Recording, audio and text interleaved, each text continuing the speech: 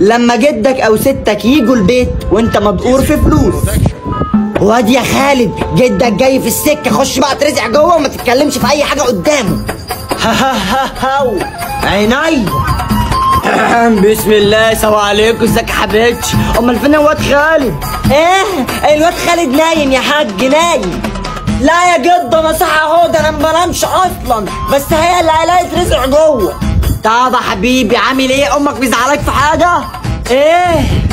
لا يا جد مش مزعلاني في حاجه، دي بتعمل لي كل اللي انا عايزه وبتديني فلوس. ماما هاتي 5 جنيه. ولا كم يا واد، لم نفسك بقى، انت مش لسه واخد 5000 جنيه؟ 5000 جنيه يا ست، ده انت اديتيني 3 جنيه بالعافيه.